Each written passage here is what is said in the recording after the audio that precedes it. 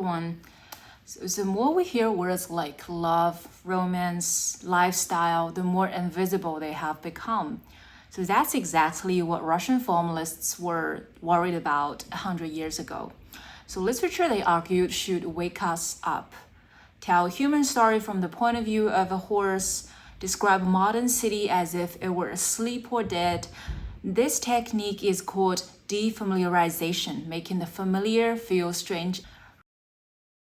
Russian formalism focuses on language itself. Their real interest is not what a text says, but how it works. The key figure is Viktor Shklovsky.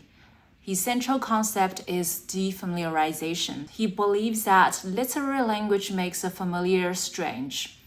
And the key to defamiliarization is literary device. An example is that Tolstoy constantly uses defamiliarization in his story Kostomer. The narrator is not a human being, but a horse. It is exactly the horse point of view that makes the story feel unfamiliar. But Russian formalism faces a problem. Literary devices cannot remain strange forever. If a device is used repeatedly, it becomes automatized. Eventually, it's impossible to keep inventing entirely new defamiliarization devices. This is where new criticism enters the picture. New criticism also focuses on formal properties of literature, but a key difference is Russian formalism aspires to be a science of literature. New criticism strongly opposes scientism. They believe that science reduces a world to types, categories, and forms. Art, instead, must reinvest the world with concreteness, richness, and platitudinous experience.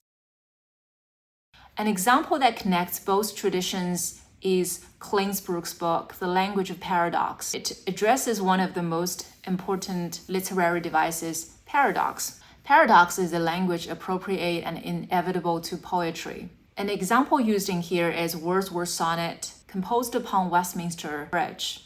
Wordsworth writes, "Dear God, the very houses seem asleep, and all that mighty heart is lying still." Brooks comments that the city here is not treated as mechanical but as something organic. The metaphor of the sleeping houses, which might otherwise feel stale, is made strangely new. Wordsworth has long been in the habit of thinking of the city as dead and mechanical, but to describe it as asleep is to suggest that it is alive. The paradox here is that only by seeing the city as dead can the poet see it as living. Brooks also cites Coleridge, who praises Wordsworth for giving the charm of novelty to things of everyday. Coleridge says Wordsworth awakens the mind from the legacy and directs it to the loveliness and wonders of the world between us. Brooks concludes that Wordsworth is cautiously trying to show his audience the common is actually uncommon, the prosaic is in fact poetic.